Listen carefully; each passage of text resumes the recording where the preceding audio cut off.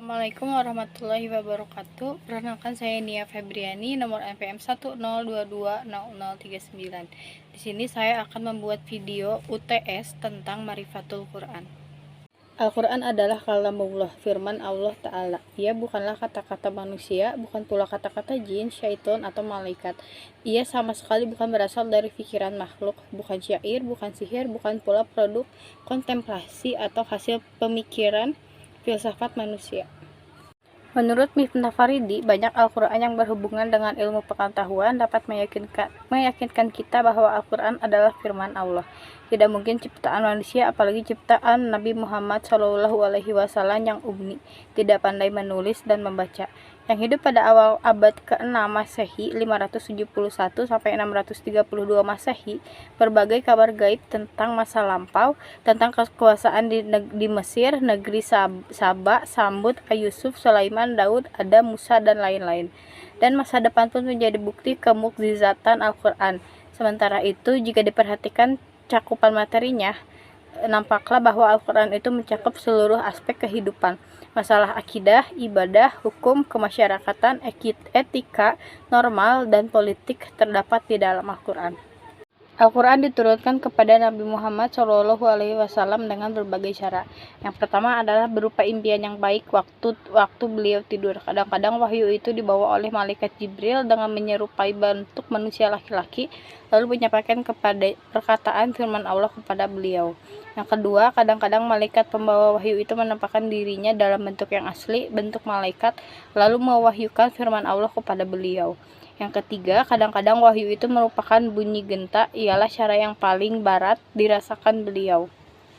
Yang keempat, kadang-kadang wahyu itu datang dengan tidak perantara malaikat, melainkan diterima langsung dari hadirat Allah sendiri.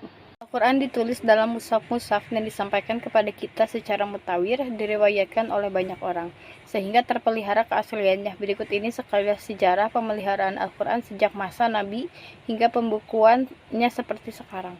Al-Quran diturunkan secara berangsur-angsur kepada Nabi Muhammad SAW dalam masa 22 tahun, 2 bulan, 22 hari. Setiap ada ayat yang diturunkan, Nabi Muhammad segera menyuruh kepada para sahabat untuk menghafal dan menuliskannya di batu, kulit, binatang, pelepah, tamar, dan apa saja yang dapat dipakai untuk tulis. Nabi menerangkan bagaimana ayat-ayat itu disusun dalam surah, mana yang dulu dan mana yang kemudian. Beberapa sahabat yang bertugas menuliskan Al-Quran untuk beliau diantaranya ialah Ali bin Abu Thalib, Utsman bin Affan, Ubay bin Khattab, Zaid bin Sabit, dan Muawiyah. Yang terbanyak menuliskannya ialah Zaid bin Sabit dan Muawiyah. Dengan demikian, di masa Nabi ada 3 unsur pemeliharaan Al-Quran, yaitu 1. Hafalan dari mereka langsung.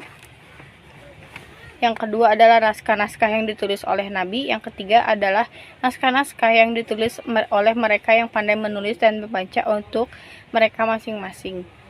Membaca Al-Quran itu bernilai ibadah. Banyak sekali hadis-hadis Nabi Muhammad SAW yang mengungkapkan bahwa membaca Al-Quran itu merupakan bentuk ibadah kepada Allah yang memiliki banyak keutamaan.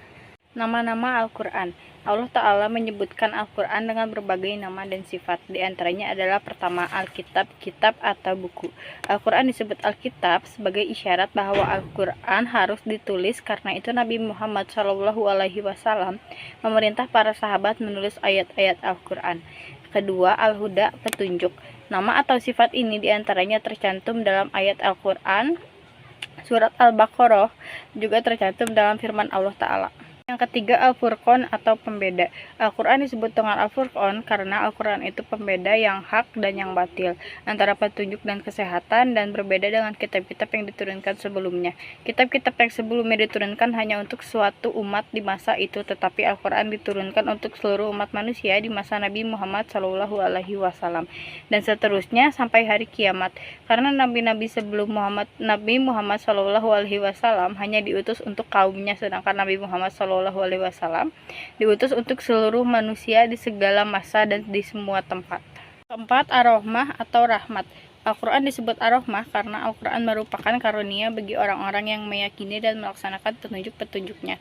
Mereka akan melaksanakan nikmat hidup di bawah naungan Al-Quran, hidup tolong-menolong, sayang-menyayang, bekerja sama dalam menegakkan keadilan, menumpas kejahatan dan kekejaman, serta saling membantu untuk memperoleh kesejahteraan. Kelima, An-Nur atau cahaya. Al-Quran disebut An-Nur karena Al-Quran merupakan cahaya yang terang benderang yang memberi petunjuk kepada manusia, mengeluarkan mereka dari kegelapan syirik, penyembah kepada berhala, binatang, dan matahari, bahkan penyembah arwah-arwah kepada cahaya iman, mengeluarkan mereka dari berbagai macam paham yang sesat dan menyesatkan, memberikan pedoman sehingga manusia dapat berpikir kembali dan menyadari bahwa jalan yang mereka tempuh selama ini adalah jalan yang membawa pada kerusakan dan keruntuhan. Keenam adalah Ar-Ruh atau Roh. Al-Quran disebut Ar-Ruh menurut Muhammad Sulaiman Abdullah Al-Ashkar dalam Zubsud Badut Tafsir Al-Quran, memberi petunjuk kepada manusia. Di dalamnya terdapat kehidupan dari 25 kematian kekafiran.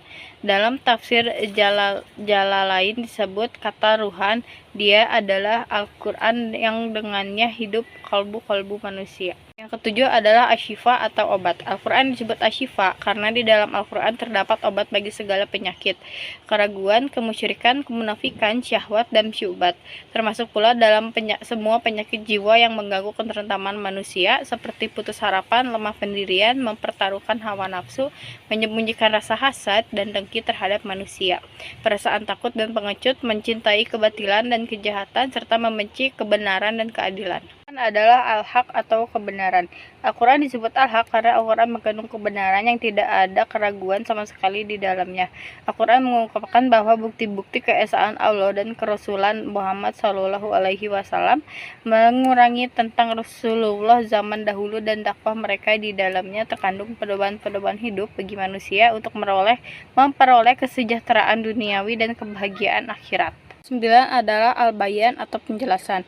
Al-Quran disebut Al-Bayan karena Al-Quran memberikan penjelasan tentang petunjuk untuk keluar dari kesesatan, serta menerangkan berbagai hikmah dan hukum tentang ketauhidan, kekisah-kisahan, budi pekerti yang baik, ilmu pengetahuan, janji Allah dan ancamannya, hukum-hukum yang menjadi pedoman bagi manusia dalam hidup dan kehidupan di dunia dan di akhirat nanti.